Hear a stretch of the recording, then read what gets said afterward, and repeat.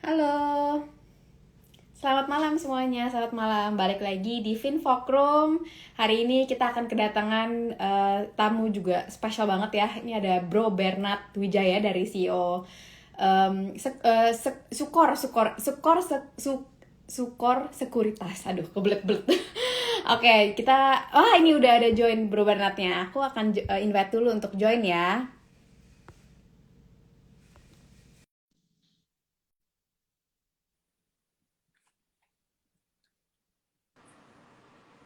Halo, Ya, halo, halo Bro selamat Bernard. malam teman-teman Malam-malam. Finpok. Apa kabar?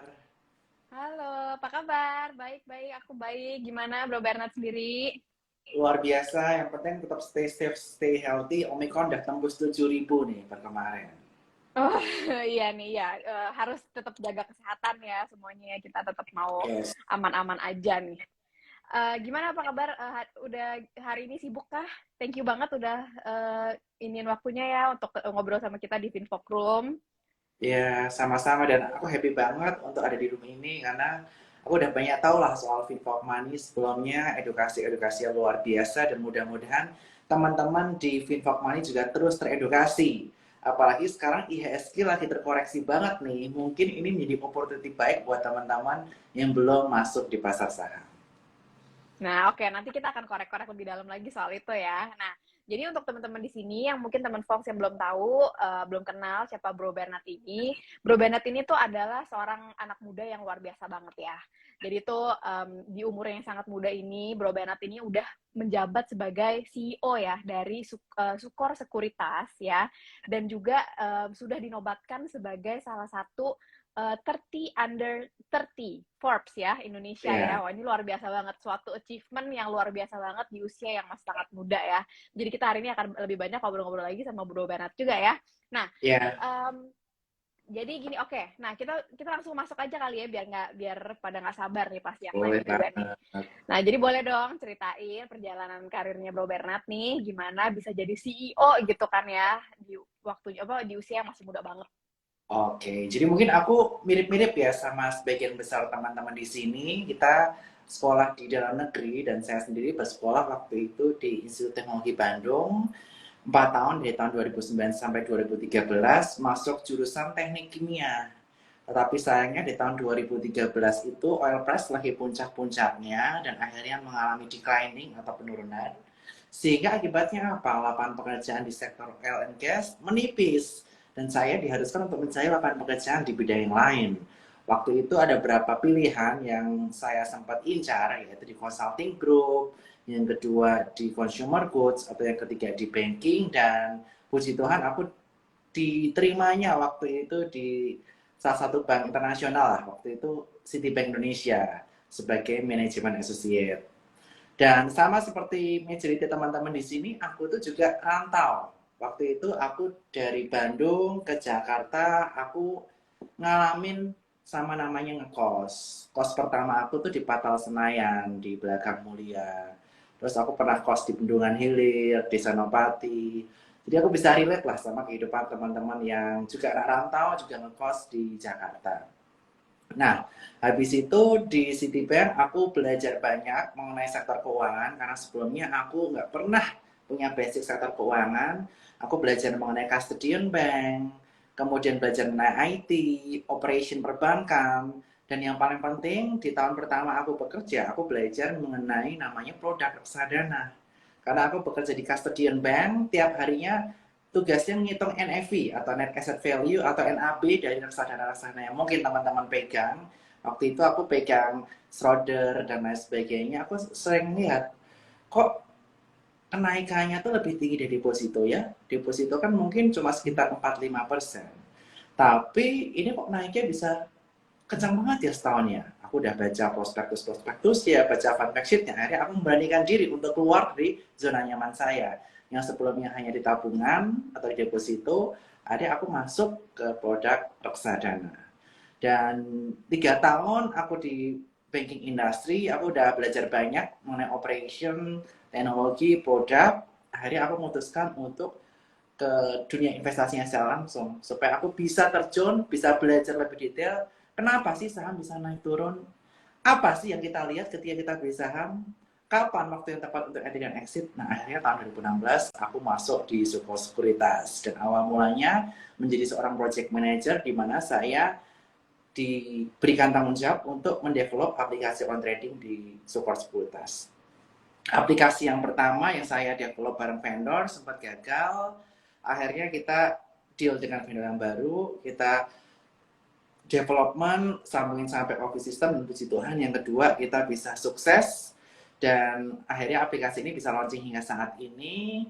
Kita benar-benar melakukan banyak edukasi hingga tahun 2018 saya naik menjadi head of business development, fokus ke marketing, digital marketing, event marketing, kemudian fokus ke membuat grup Cuan Troopers waktu itu, tapi namanya belum Cuan Troopers. Kemudian 2019 naik menjadi VP Head of Retail and Business Development, dan tahun 2020 kemarin menjadi Direktur Equity, lalu langsung menjadi CEO dari Sukor Sekuritas. Jadi sebenarnya aku juga merangkak dari awal juga nih, kayak teman-teman yang awal mulai ke Jakarta ngekos, harus bekerja banting tulang, dan hingga akhirnya puji Tuhan dipercaya di posisi sekarang untuk mengedukasi teman-teman lebih banyak lagi dan juga untuk para followers Finfok Money. Wah, ini luar biasa banget nih ceritanya. Jadi perjalanannya Bro Bernard itu sebenarnya panjang banget ya, dan malah Ya, sebenarnya melenceng ya dari yang pertama kali belajar di kuliah gitu. Dari kimia tiba-tiba sekarang ke dunia finance gini ya, ke dunia investasi itu kan jomplang banget sebenarnya ya. Jadi udah dari yes, kuliahnya beda gitu, terus merintis sedikit-sedikit naik, terus pelan-pelan gitu ya, untuk sampai akhirnya bisa jadi CEO. Wah, ini luar biasa banget nih. Nah, ya. tadi kan kita udah banyak cerita nih tentang Bro Bernard kan perjalanannya gimana gitu kan. Nah sekarang ini mungkin teman-teman Fox ini pengen tahu nih ya. Jadi boleh nggak gimana ceritain um, mindset apa sih atau pola pikir kayak gimana sih? Jadi untuk teman-teman Fox di sini yang mereka perlukan nih gitu untuk bisa menghindari kerugian gitu atau salah berinvestasi. Oke, jadi mungkin aku step back sedikit ya sebelum ke investasi. Paling penting buat teman-teman sebelum investasi, teman-teman harus tahu how to earn active income. Karena kita masih muda, saya percaya Finfok Money demografinya sebagian besar followersnya di bawah 35 tahun atau di bawah 25 tahun di Instagram. Nah, demografi usia segini itu, kita masih berada di usia produktif. Untuk meningkatkan earnings power kita melalui kenaikan pangkat di karir kita, ataupun multiple stream of income dari bisnis-bisnis kita, atau hasil-hasil desain kreatif kita. Nah, dengan kita memiliki earnings power, kita jadi bisa melakukan namanya apa? Melakukan budgeting dari apa yang kita dapatkan. Yang kita dapatkan jangan semuanya langsung dihabisin untuk spending. Nah, ini kita banyak yang melihat nih, artis-artis yang dulunya hidupnya mewah, kemudian sekarang jualan apa, atau hidupnya rada sulit karena mereka tidak memiliki habit financial planning yang baik. Jadi earning earning power yang teman-teman miliki atau pendapatan ini harus dialokasikan. Itu pertama paling penting. Budgeting. Nah, setelah teman-teman bisa melakukan budgeting, awal mulanya jangan langsung untuk investasi. Pastikan teman-teman punya namanya dana darurat atau emergency fund. Jadi tiap bulan misalnya teman-teman gaji 5 juta misal. Jangan lupa misalnya 3 jutanya untuk hidup sehari-hari, 2 jutanya bisa ditabung tiap bulan dulu untuk namanya dana darurat. Dana darurat bagusnya gimana? Bagusnya kurang lebih 3 sampai 6 kali dari biaya hidup teman-teman masing-masing yang masih single. Jadi kalau misalnya 3 juta, berarti kalau dikali 6 kurang lebih 18 juta. Jadi nabung dulu kurang lebih 9 bulan untuk masukin ke namanya instrumen reksadana pasar uang. Atau masukin ke deposito on call yang bisa ditarik kapan aja. Itu paling penting. Salah satunya produknya adalah Sukor Invest Money Market Fund yang cukup populer. Teman-teman bisa temui di berbagai aplikasi, salah satunya aplikasi Saya Kaya. Nah, teman-teman bisa atur keuangannya di situ. Nah, Jadi setelah justru mulai teman-teman dari low risk dulu nih ya. low risk dulu, karena kalau enggak, teman-teman misalnya nih amit-amit COVID-19, banyak di PHK karyawan-karyawan. Banyak toko-toko restoran tutup, nggak punya pendapatan, nggak punya dana darurat, kita ngutang kanan kiri depan belakang. Ujung-ujungnya Betul. kita boncos, kita stres kita nggak bisa memaksimalkan talenta kita untuk mendapatkan earning power kita. Nah, oleh karena itu jangan lupa kita harus namanya melakukan alokasi dana terlebih dahulu untuk dana darurat. In case kita kenapa-napa, sakit, nggak bisa kerja, kita nggak bisa namanya uh, berbisnis karena COVID, atau kita amit-amit perusahaan tempat kita kerja kenapa-kenapa, kita masih ada dana cadangan sampai 3-6 bulan ke depan. Nah, setelah itu baru kita sisihkan uang dingin kita untuk namanya berinvestasi. Dan menurut saya investasi itu merupakan suatu proses perjalanan panjang. Jadi mungkin awal mula teman-teman masih sangat defensif. Mencoba untuk mengenal instrumen investasi, misal di saham, dengan masuk ke saham-saham blue chips yang earnings growth-nya tiap tahun terus bertumbuh. Misalnya di sektor perbankan ada BCA atau BRI. Tapi lama-lama nanti teman-teman akan menyesuaikan dengan risk profile teman-teman. Jika teman-teman semakin agresif, saham blue chips-nya porsinya bisa dikurangin dan bisa masuk banyak untuk saham-saham yang untuk swing trading atau alpha stock-nya yang lebih sifatnya siklikal. Misalnya kemarin musimnya saham teknologi, ikut saham teknologi. Musimnya saham komoditas, ikut saham komoditas. Tiba-tiba saham-saham perkapalan mulai naik, masuk ke saham perkapalan. Nah ini lama-lama teman-teman akan dapat sense-nya di market seperti apa. Nah tetapi sekali lagi, start small dan start untuk investasi di perusahaan yang teman-teman ketahui terlebih dahulu. Oke, ini bagus banget nih ya, karena nih pasti banyak banget ya teman-teman di sini yang karena kan kita judulnya aja kan dari yang gaji UMR ya, jadi maksudnya Ya, yang ceritanya masih gajinya pas-pasan nih, atau masih yang UMR tapi kan masih of course pengen mikirin masa depan ya, berarti kan juga mau mikirin investasi gitu. Nah berarti kalau dari Bro Bena tadi ini yang udah paling penting nomor satu adalah budgeting dulu gitu ya, udah itu nomor satu deh, ya kan budgeting dulu ya, ya kan. Jadi semua punya alokasinya. Dan yang paling penting kedua adalah harus punya dana darurat ya. Tadi 3 sampai yes, 6 bulan ya itu penting banget. Dan baru dari situ mulai ke investasi, mulai dulu dari yang low risk dulu nih ya kan, dari low ya, risk. Nanti baru pelan-pelan seiring mungkin ini ya, seiring punya jam terbang ya kan semakin ya, mendalami gitu ya, baru lebih agresif lagi. Jadi nggak boleh kebalik ya, karena nih banyak teman-teman di sini di masyarakat Indonesia malah kebalik ya bro ya, yang benar. justru malah lo apa maunya cepet cuan gitu, gimana cepet kaya gitu kan, sedangkan yang bener ini justru malah kebalikannya gitu bro ya. Benar banget. Apalagi kalau teman-teman belum tahu. Tapi kalau teman-teman udah tahu nih, udah tahu gimana caranya pasar modal itu bekerja, gimana kita mendapatkan profit, kapan kita loss, kita bisa membatasi risiko, kita bisa lebih agresif karena kita usianya masih muda. Selama kita masih muda, misalnya di bawah 25 atau di bawah 35, kita belum memiliki istri, belum memiliki anak, kita masih hidup untuk menghidupi diri kita sendiri. Apa dampaknya? Kita bisa berani lebih agresif untuk memultiplikasi aset kita. Tetapi ketika teman-teman udah beristri, punya anak, kurangin aset yang berisiko. Masuk ke instrumen-instrumen lain yang lebih mendapatkan namanya pendapatan tetap atau fixed income. Itu teman-teman bisa masuk melalui obligasi negara, ORI, atau obligasi korporasi yang teman-teman percaya. Dan juga ada juga namanya reksadana pendapatan tetap atau reksadana obligasi.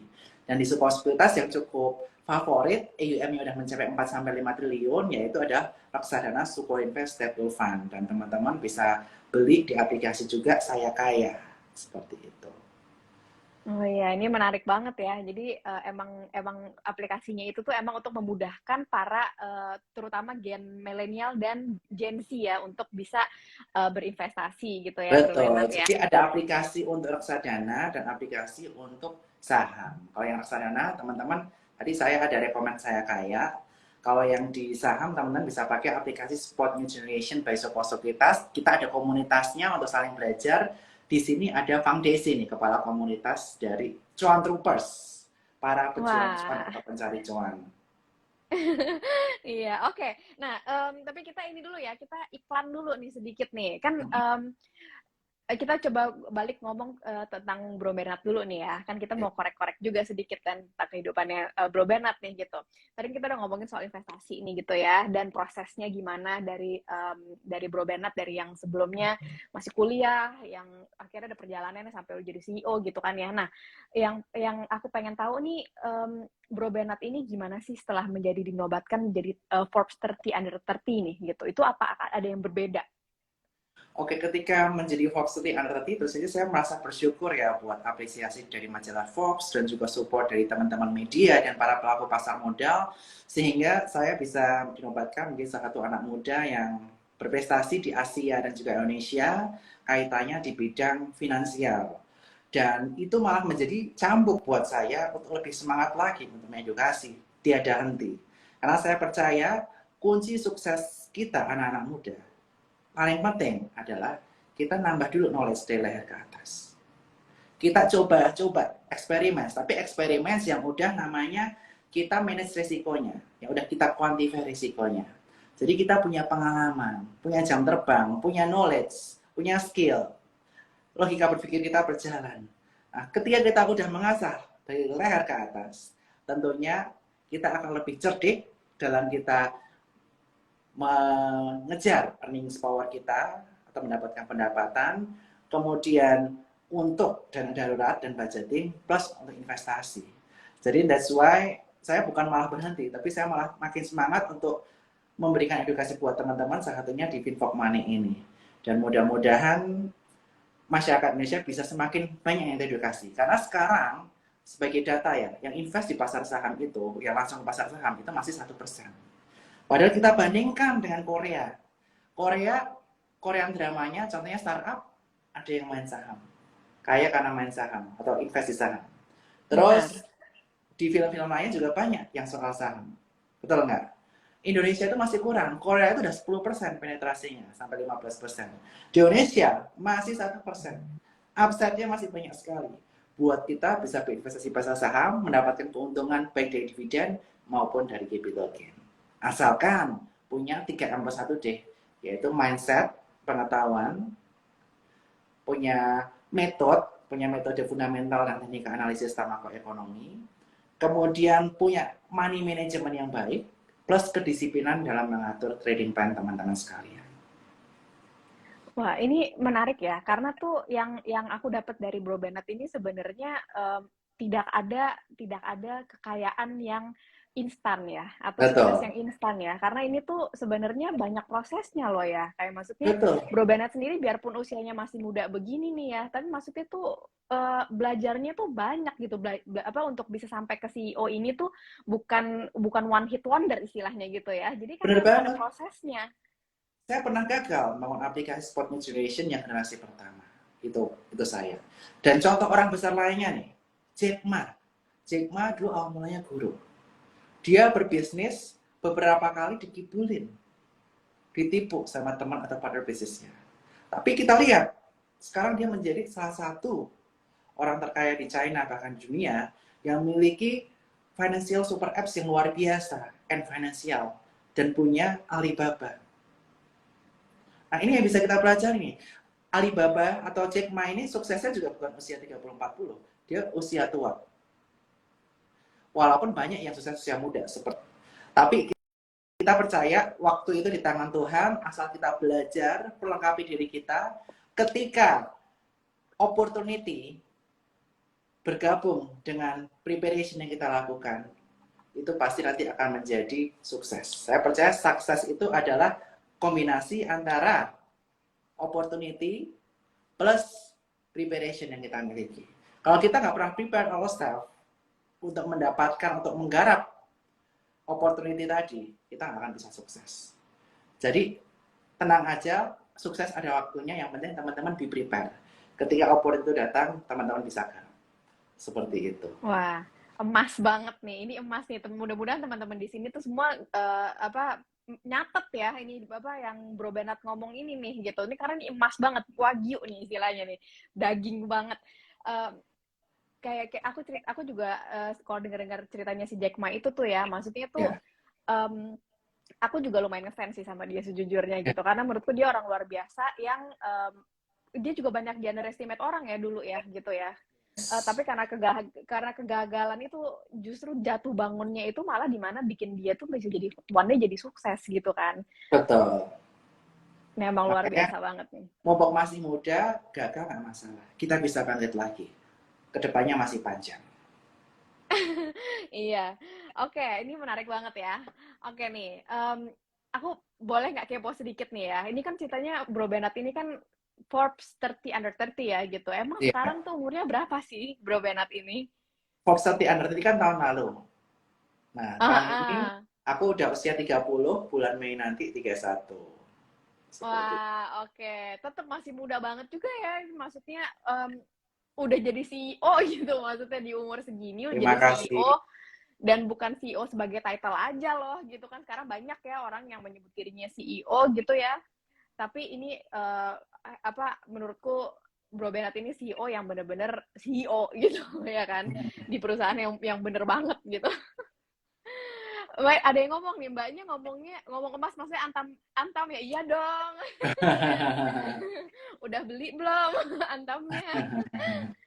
Oke, nah aku juga pengen tahu nih ya, sebenarnya tuh driving force-nya Bro Bernard tuh apa sih untuk bisa punya ambisi yang sebesar ini gitu? Yes. Awal mulanya pasti sebagai anak muda kita tuh pengen sukses untuk diri kita sendiri. Kita pengen punya barang A, pengen punya rumah umur sekian, punya kendaraan, dan lain sebagainya. Tetapi, jika semua yang kita miliki itu, yang kita impikan itu hanya untuk diri kita sendiri, kadang kita akan capek untuk istilahnya menggapainya, mengejarnya terus-menerus. Nah, that's why kalau saya pribadi, saya mimpi bukan hanya untuk diri saya sendiri. Saya pasti punya my personal goal di belakang saya. Tapi saya memiliki mimpi besar untuk orang-orang di sekitar saya yang mengakibatkan saya terus semangat ketika saya maju. Mimpi saya apa? Mimpi saya ketika tahun 2013 dulu, ketika saya ke Jakarta, anak-anak muda itu masih belum teredukasi sama namanya investasi. Tiap gajian tanggal 25, mereka langsung spending, makan enak di mall dan lain sebagainya. Self reward gak apa-apa, tapi jangan sampai kita terjebak ke dalam gaya hidup YOLO yang salah. You only live once, kita hidup sekarang senang-senang habisin gaji sekarang deh, tanpa perencanaan. Dan itu banyak anak-anak muda pada zaman itu yang terjebak kredit card, utang, dan lain sebagainya. Yang mana harusnya usia muda itu mereka tuh malah milih waktu untuk mengakumulasi aset mereka dan mengakumulasi knowledge mereka. Karena pengalaman itu bukan hanya didapatkan dengan spending money, tapi dengan kita bekerja dengan sepenuh hati, bekerja untuk society kita. Dan karena saya memiliki pengalaman di waktu itu seperti itu, di tahun 2018-2019, ketika kita mulai menggarap market retail yang sekuritas, visi misi yang saya canangkan adalah mengedukasi orang-orang terkait mengenai kesehatan keuangan dulu. Habit yang awal mulanya gajian langsung belanja, kita ubah habit habis kita dapat gaji, susun perencanaan keuangan, kita sisihkan untuk dana darurat, untuk investasi, untuk prepare masa depan kita. Dan banyak anak-anak muda sekarang yang jadi calon troopers ini saya happy banget. Mereka udah bisa membeli barang-barang yang mereka inginkan di usia dini, melalui investasi saham yang sukses, dari saham yang sukses, walaupun kita juga selalu mengatakan, trading investasi selalu ada risiko, pembatasan risiko itu penting. Jadi saya punya mimpi besar nih, untuk menjadikan 10 juta investor di Indonesia, dan juga ingin mereka itu sehat secara finansial, sehingga bisa merubah generasi selanjutnya. Itu mimpi saya. Wah, ini mimpinya luar apa mimpinya besar juga ya. Maksudnya tuh dan udah on the way juga nih ya, Bro ya. Maksudnya tuh bukan nggak jauh gitu. Bro Bernard ini tuh udah on the way ke sana banget gitu kan ya. Dan dengan Amin. adanya kebetulan aku juga tahu soal apa saya kaya ini kan, aku juga follow gitu kan. Jadi Uh, sama si Cijes gitu kan aku juga betul. ngefans. Jadi menurutku nih Bro Bernard ini tuh lagi bener-bener menjalankan dreamnya Bro Bernard banget ya gitu. Ya, Apa on the way banget deh ke goalnya gitu ya. Tapi ya berarti ini amin. juga suatu catatan untuk anak-anak muda, um, terutama yang generasi Gen Z ya gitu ya, yang masih baru lulus kuliah gitu kan, yang mungkin masih bingung mau meneruskan kehidupannya gimana gitu. Jadi tuh emang nomor satu emang juga harus punya goal ke dalam kehidupan dulu gitu ya, dan always back to Betul. basic ya. Jadi Betul. jangan ikut-ikutan doang aja gitu, yang semuanya apa gaya-gaya hidup gimana mau diikutin gitu kan. Terus kalau sekarang lagi ngetrennya apa diikutin gitu. Semua tetap harus back to basic ya. Jangan lupa Yes. kita juga tetap harus edukasi diri terus-terusan gitu kan, biarpun sekolahnya udah selesai gitu kan. Terus Betul. juga Iya kan, maksudnya jadi kita juga harus belajar terus, harus punya dream terus, harus punya Ya. goal terus gitu, baru akan lama-lama bisa jadi sukses gitu Yes, ya. dan mimpinya harus besar. Karena apa? Karena Tuh. mimpi itu gratis. Itu yang paling penting. Mimpi harus Ah, besar, mimpi itu gratis. Tapi mimpinya jangan egois. Karena kita manusia merupakan makhluk sosial, kita hidup di depan depan, kiri, kanan, belakang kita semua manusia, kita harus ada goal untuk orang lain juga. Kalau ujung-ujungnya goal untuk diri kita sendiri, lama-lama kita misalnya pengen punya barang A nih, udah kesampaian, ujung-ujungnya lama-lama bosan. Self fulfillingnya lebih besar kalau kita memberikan something to other people, tidak hanya ke diri kita sendiri. Seperti itu. ada purpose-nya ya, maksudnya kita Ada hidup juga purpose. ini Yes, true. nggak cuman hal-hal yang materialistik aja gitu, tapi kita juga Betul. hidup harus punya purpose gitu ya. Jadi kita larinya bisa maraton, bukan cuma lari sprint doang. Nanti ujung-ujungnya udah punya semuanya, bosan, buat apa lagi kalau kita nggak make impact to our society. Wah, ini maksudnya untuk apa? Ini generasi anak muda zaman sekarang yang Bro Bernard luar biasa banget. Aku makin ngefans. Nah, oke, Makasih. Bro Bernard.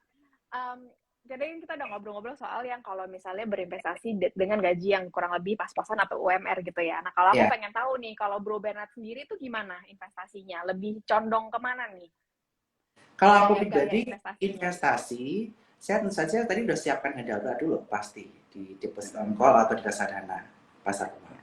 Kalau untuk investasi aku bagi nih dua akun.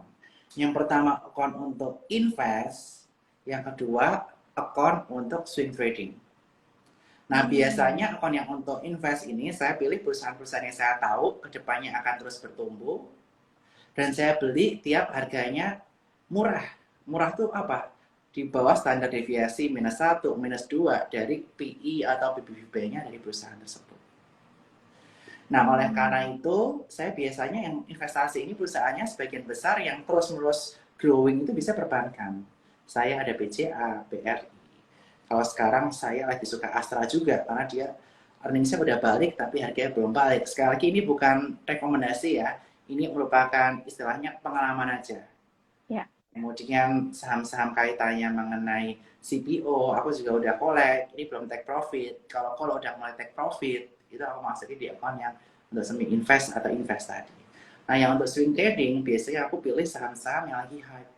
Sebelumnya saham teknologi, lagi hype. Sekarang juga masih pegang beberapa untuk trading. Kemudian saham-saham kaitannya mengenai komoditas, tadi masuk perkapalan juga sedikit. Untuk find the hype juga, dan juga tentu saja untuk mengasah kemampuan trading saya juga lah. Karena saya sebagai edukator, saya juga harus trading langsung juga supaya dapat sense-nya. Kira-kira market lagi arah mana? Ya.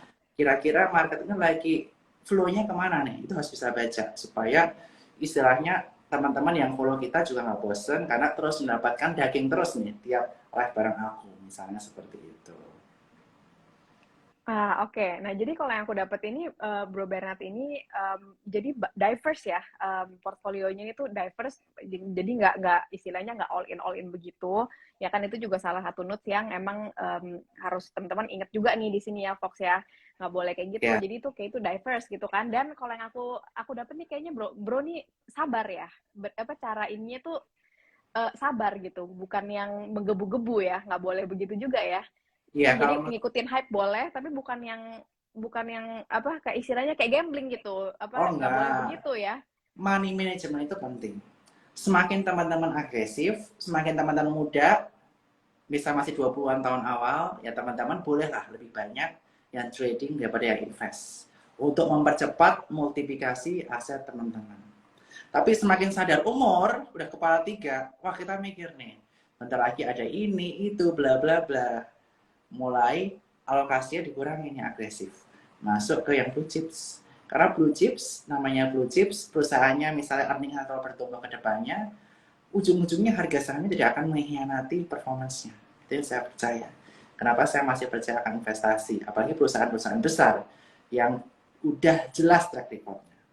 Kalau perusahaan-perusahaan yang hype-hype itu, saya pasti ada pembatasan risiko.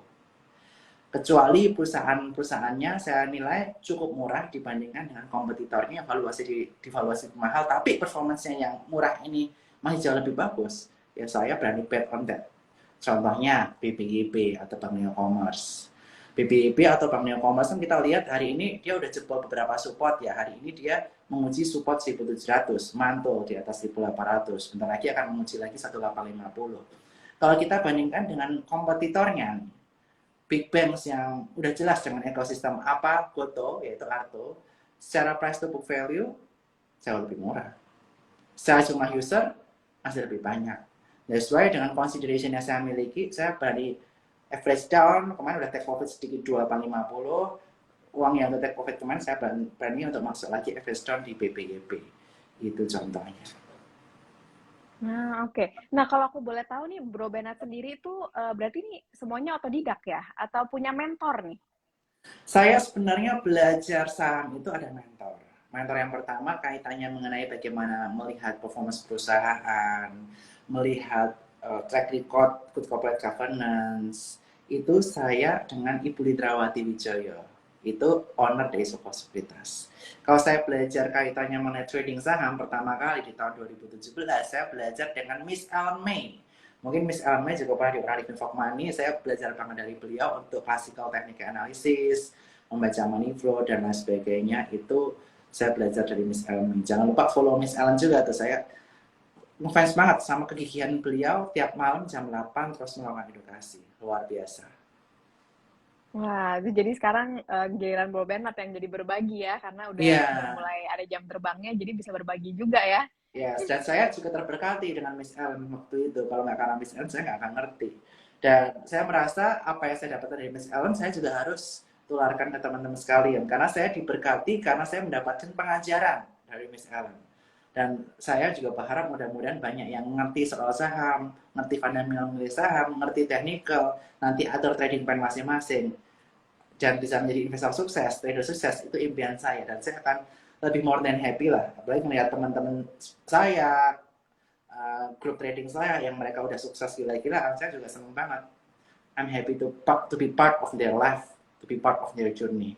Seperti itu. Wow. Nah, kalau menurut Bro Bernard, tapi jadi penting banget nggak nih untuk punya mentor nih, kalau untuk mau berinvestasi begini? Kalau mau saya memiliki mentor perlu dan juga sparring partner. Saya Ah, sparring partner. sering Kenapa itu? saya sering nongkrong di kafe rahasia saham di Sunter Altira. Ya seminggu sekali atau 2 minggu saya ke sana ya ketemu teman sambil ngobrolin update-update market. Karena dengan adanya sparring partner kita tahu, oh saham yang lagi hype ini loh, yang lagi mereka pegang ini, mereka pegang karena A, B, C, D, E. Kita jadi tahu, oh dia pegang ini karena A, B, C, D, E. Jadi kita tahu cara berpikir mereka dan kita cocokkan dengan logika kita. Apakah masuk atau enggak? Logikanya make sense enggak? Kemahalan atau enggak? Areanya masuk berapa? Kalau misalnya udah lari terlalu jauh, ya udah cari yang lain. Jadi dengan dia sparring partner itu, kita pertama, kita bisa dapat stok ide baru. Kedua, kita bisa menajamkan stok ide kita. Dan ketiga, kita bisa tahu, oh apa yang lagi hype di komunitas trading ini, di komunitas trading itu. Jadi itu penting banget. Dan buat teman-teman sekalian yang pengen punya komunitas trading yang besar juga, kita ada di Cuan Troopers dari sebuah sekuritas. Teman-teman bisa buka rekening support di link bio saya atau link sebuah sekuritas. Dan di situ ada grup besar, ada namanya Fang Desi, kepala komunitas, dan Wilson sebagai teknik analisis. Tapi saya juga tahu bahwa di grup besar tersebut pasti ada yang saling dekat satu sama lain. Mereka bikin grup-grup kecil, bikin grup mentoring, yang mereka jadi partner income untuk trading atau investasi seperti itu. Iya, jadi ternyata penting juga ya untuk berada di suatu komunitas gitu ya, Ya, karena jadi kalau kita juga teman-teman bisa saling sharing ya. benar, kalau teman-teman nggak bisa offline, nggak bisa ketemu karena kesibukan, komunitas online aja. Kita ada Cuan Troopers, itu rame banget dan saling share insight terbaru lah soal saham begitu. Ah, oke. Nah, ini nggak berasa ternyata kita di sini udah setengah jam lebih nih ya, Bro Bernard, kita ngobrol. Ternyata pas teman-teman Wah, di sini juga nggak berasa ya, karena seru banget nih ngobrol sama Bro Bernard, ya kan? Nah, aku nanti akan bacain beberapa pertanyaan untuk Bro Bernard dari boleh. Fox di sini ya.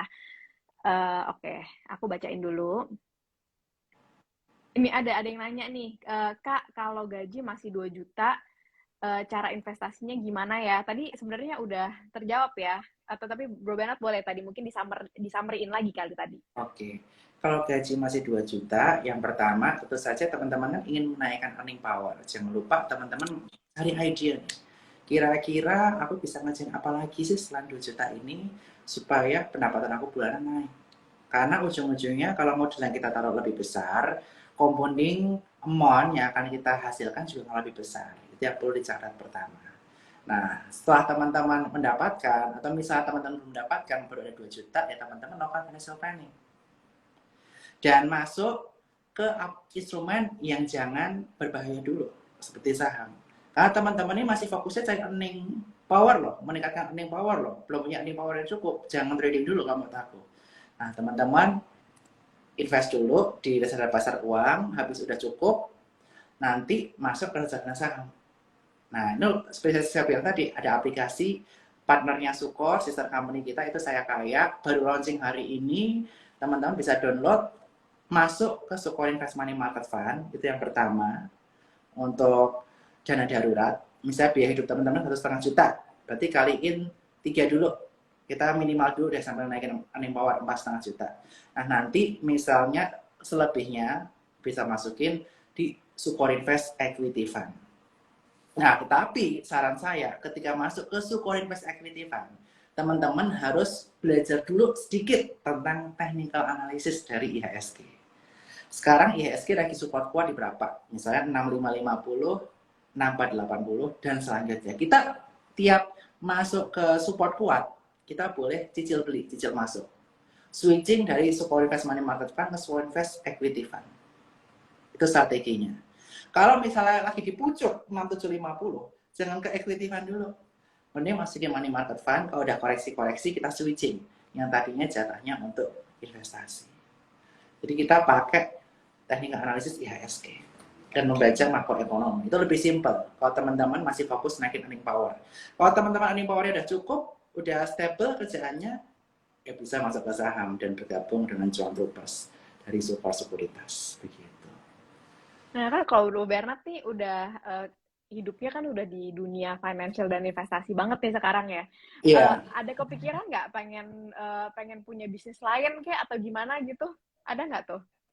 tentu ada, cuma nanti tunggu tanggal mainnya saja. Sebenarnya Oh sekarang gitu. saya sama family juga udah ada beberapa sih, cuma itu kan bukan saya yang ngurus. Kalau saya, passion saya saat ini masih untuk membesarkan Sukor Sekuritas, membesarkan komunitas investasi di Indonesia, dan mudah-mudahan Indonesia akan kayak Korea. Ntar film-film isinya orang-orang investasi saham, cuman di saham atau kalah di saham, udah ada istilah cuplikan-cuplikan gitu, 10% masyarakat Indonesia udah investasi saham, itu pasti lebih seru. Obrolan di kafe, di tempat makan jadi lebih bobot. Nggak ngomongin soal cinta doang, soal personal life, tapi juga ada ngomongin invest apa nih, trading apa nih, begitu. Wah, luar biasa ya. Kita aminkan ya. Ayo Amin. Fox, ini kita aminin semua ya untuk Indonesia lebih maju ya. Nah, Ya. oke. Nah, kita boleh move on ke pertanyaan kedua kali ini ya. Nah, ini Mhm. ada pertanyaan nih. Market Outlook Q1 2022. Gimana tuh menurut Bro Oke, Bernard? Q1 2022 memang cukup tough. Karena kita Hmm. ada beberapa uncertainty yang perlu kita perhatikan yang mempengaruhi keputusan investor. Jadi buat teman-teman yang tahu, market itu kan bergeraklah supply and demand. Semakin banyak orang yang mau beli, harga naik. Semakin banyak orang takut, mereka jual, harga turun. Itu basic awalnya dulu. Nah, ada berbagai gonjang-ganjing. Apa aja gonjang-ganjingnya? Yang pertama, kaitannya mengenai keputusan The Fed. Yang malam ini nanti ada FOMC meeting. Di mana keputusannya kita udah tahu dari bulan November lalu, udah dilakukan tapering, pengurangan pembelian obligasi. Tetapi yang menjadi pertanyaan bukan pengurangan pembelian obligasinya, tapi kenaikan suku bunganya akan seberapa besar di tahun 2022 ini dan berapa kali. Kalau kenaikannya jumlahnya lebih banyak dari konsensus, konsensus 3 kali, misalnya dia naik 45 kali di atas 1%, ini akan mengakibatkan market panik, ada aktivitas sell off dari para investor untuk memindahkan atau take profit dulu dari saham, pindah ke instrumen lebih aman. Apalagi sekarang yield bond udah di kisaran area 1,8%, tertinggi dalam 2 tahun terakhir. Itu yang perlu diperhatikan. Kemudian yang kedua, sentimen kaitannya mengenai Omicron yang merajalela di seluruh bagian belahan dunia. Di mana per kemarin Omicron di Indonesia udah mencapai 7.000 new cases, dan selain itu di belahan dunia lainnya Tokyo all time high 60.000 new cases. Australia yang dulu Delta aman-aman aja, ini Omicron heboh dan lain sebagainya, mengakibatkan orang-orang takut nih, jangan-jangan Omicron ini bikin ekonomi tersendat lagi. Ada PSBB, PPKM, pembatasan pergerakan dunia yang bikin ekonomi terhambat. Nah, tetapi banyak analis yang cukup percaya bahwa Omicron ini menjadi akhir dari pandemi ke endemi. Nah, ini masih hipotesis. Tapi kalau Omicron ini nyata-nyata bisa membuat konstelasi dunia, konstelasi Indonesia berubah, ini bisa menjadi faktor yang boleh diperhatikan. Nah, untuk sekarang, better kita invest lebih banyak di saham-saham blue chips terlebih dahulu. Karena saham teknologi kita lihat di Nasdaq 3 hari beruntun turun dalam, dan saham teknologi Indonesia juga terkoreksi cukup dalam. Kalau teman-teman mau play defensif, teman-teman bisa perhatikan saham-saham yang valuasi murah, yang mirroring sama indeks. Beli di tiap area support. Ada support di area 6550, 6480 ini jangan jebol. Kalau 6480 jebol bisa ke 62. Nah, di dua support ini kita bisa beli cicil saham-saham kaitannya mengenai proxy untuk pemulihan ekonomi dan kaitannya mengenai weighting index seperti saham-saham perbankan. Bisa perhatikan BRI, BCA, BNI. Kemudian kaitannya mengenai sektor otomotif, bisa perhatikan Astra International. Kemudian bisa perhatikan retail, ya nanti ketika misalnya Omicron udah beres, udah bisa belanja, bisa perhatikan MAPI dan lain sebagainya. Dan untuk sektor-sektor teknologi kita tetap boleh masuk, tapi kita pilih yang secara fundamental udah cukup solid. Contohnya PPIP jumlah usernya ada 12-13 juta. Udah rejection dari support 1700. Lagi nguji lagi 1850. Nah, kita atur masuknya bertahap di tiap-tiap support. Dan kita jangan banyak spekulasi di tahun 2021 di Q1 ini. Kita better masuk saham yang ada story-nya, ada fundamentalnya, dan ditopang oleh performance yang solid. Ini yang seperti itu. Jadi agak play safe dulu juga ya. Play Berarti ya. safe. Boleh ada saham alfanya, saham teknologi, saham komunitas boleh. Tapi yakinkan kalau performance perusahaan tersebut bagus, sentimennya bagus. Kalau perusahaan yang nggak ada story, yang tiba-tiba naik, tiba-tiba turun, itu lagi rawan sekarang. Banyak itu saham-saham seperti itu, nggak ada story, nggak ada apa, tiba-tiba naik, tiba-tiba turun, banyak. Tapi untuk sekarang mungkin kalau teman-teman yang ngamatin market banget susah. Wah, ini sayang banget nih kalau ini yang anak-anak Fox lain nih yang lagi nggak dengerin live-nya hari ini nih. Wah, ini kita dapat banyak daging banget ini dari Bro Bernard. Waduh. Oke, thank you Bro Bernard. Mudah-mudahan tadi terjawab ya. Oh ini tadi, ini yang nanya nih tadi, kata aku investor di Sukor Stable Fund loh. Thank you jawabannya tuh. Wah, terima Udah kasih. berarti terjawab ya. Oke, ini aku terakhir ya, ini pertanyaan terakhir ya. Apakah kita bisa swing trading di emiten-emiten blue chip untuk meningkatkan modal? Oke, swing trading bisa nggak untuk blue chips? Bisa, jawabannya. Tapi swingnya nggak lebar-lebar, pendek-pendek. Seperti itu. Dan untuk emiten blue chip, bagusnya bukan buy on breakout. Tapi kita buy on weakness. Kita cek support-support kuatnya mana, ada pantulan, kita bisa masuk. Tetapi perhatikan lagi, jarak ke resisten dengan support selanjutnya jauh kemana. Kalau jauh, kalau reward to risk ratio lebih banyak resisten, boleh kita ambil. Kalau masih jauh ke support, jangan kita ambil dulu. Nah, kalau reward to risk ratio-nya rada-rada mepet, kurangin porsi. Itu tips and triknya. Dan jangan lupa perhatikan fundamental perusahaannya juga, valuasinya. Karena biasanya perusahaan-perusahaan blue chips ini bergeraknya benar-benar sesuai dengan valuasi. Biasanya dia di perdagangan di PI berapa, PI berapa, teman-teman harus tahu. Dan teman-teman nanti bisa baca report juga dari Sukor Sekuritas, hanya dengan buka rekening di Sukor, di link bio saya. Begitu. Nah, jangan lupa ya, langsung buruan ya, langsung cek gitu di linknya. Oke. Nah, ini banyak geng Stable Fund nih. Halo geng Stable Fund, thank you ya. iya. Iya, ini mah rame banget nih tuh cuan troopersnya Bro Bernard juga, wah rame banget di sini. Cuman sayangnya kita kan nggak mungkin membuang waktunya Bro Bernard lama-lama kan, kasihan jawabin satu-satu ya kan. Nah, jadi tadi itu apa pertanyaan terakhir ya yang akan aku tanyain untuk ke Bro Bernard. Nah, tapi sebelum aku ngakhirin nih obrolan seru hari ini, aku mau tanya nih, ada one last tip nggak nih untuk teman-teman investor pemula ya. Jadi teman-teman yang ingin mulai memasuki dunia investasi atau yang masih takut justru nih berinvestasi. Oke, jadi begini, yang pertama, saat ini mumpung market lagi terkoreksi, lagi gonjang-ganjing, teman-teman jangan lupa beranikan diri untuk buka rekening dulu, sambil nanti belajar. Kalau teman-teman mau reksadana, bisa di Saya Kaya, saham bisa di Suko Sekuritas, nanti bergabung dengan grup Cuan Troopers. Buka dua-duanya juga boleh. Intinya harus punya keberanian dan kemauan dulu. Dengan teman-teman udah buka rekening, intinya apa? Teman-teman udah berkomitmen untuk belajar. Jadi di situ teman-teman udah punya rekening, jangan lupa diisi sebelum 3 bulan, nanti dormant, teman-teman bisa belajar dulu.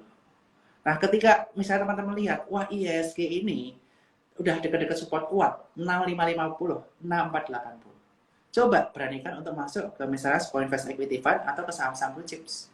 Seperti contohnya BNI, Astra, atau teman-teman kalau mau lebih agresif, bisa Sektor Pertambangan. It's okay. Semua tergantung dengan profil teman-teman. Yang penting sekali lagi, teman-teman punya 3M+1D, yaitu mindset, fokus investasi itu bukan jangka pendek, tapi jangka panjang. Kemudian mindset kita mau belajar dan berjuang. Yang kedua, kita paling penting adalah punya metode fundamental analysis dan technical analysis, tahu kenapa beli perusahaan tersebut, dan tahu kapan entry dan exit-nya. Bikin trading plan sendiri itu penting. Dan ketiga, money management. Jangan all in di satu saham, seyakin-yakinnya. Karena tiap saham pasti ada risikonya. Saya pernah dulu mengalami all in dan boncos. Jangan diulangin. Kita harus Wah, luar diverse diversifikasi ya. diversifikasi ke sektor yang berbeda-beda. Misalnya ada sektor finance, banking pokok 4, sektor otomotif, lalu sektor komoditas, sektor teknologi, terus sektor misalnya retail. Udah 5 itu. 20%, 20%, 20%, 20%, 20%. Misalnya teknologi dibagi lagi supaya exposure-nya kan teknologi yang volatilnya cukup tinggi, dibagi 2, misalnya 10%, 10%. Itu juga bisa. Diatur sesuai dengan risk profile teman-teman. Semakin agresif, komoditas teknologi bisa makin banyak, semakin defensif, banyakin yang passive. Seperti itu. Iya, ini ya itu penting tuh ya. Risk profile kita harus tahu ya risk profile kita sendiri Benar. tuh gimana ya biar nggak deg-degan gitu istilahnya kan. Betul. Gimana pun juga kan ini dana yang kita investasikan ini kan adalah dari keringat kita sendiri juga gitu kan ya. Betul. Oke, wah ini seru banget sih sebenarnya. Aku sebenarnya nggak pengen mengudahi ini live kita hari ini, tapi ternyata tuh udah hampir 50 menit gitu kan.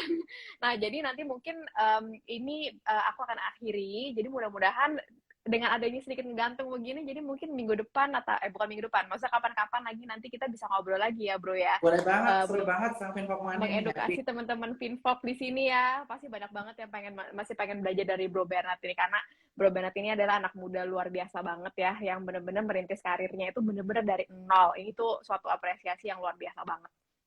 Nah, oke, kalau begitu aku udahi dulu Finfokrum untuk malam ini. Mau terima kasih banyak sebanyak-banyaknya sama Bro Bernard udah nyeluangin waktunya, berbagi ilmunya karena ini tuh pasti teman-teman di sini banyak banget belajar hari ini. Dan mudah-mudahan next time mau kembali lagi ke sini ya. Oke, thank you banget Info Money dan teman-teman semua ya. Bye-bye.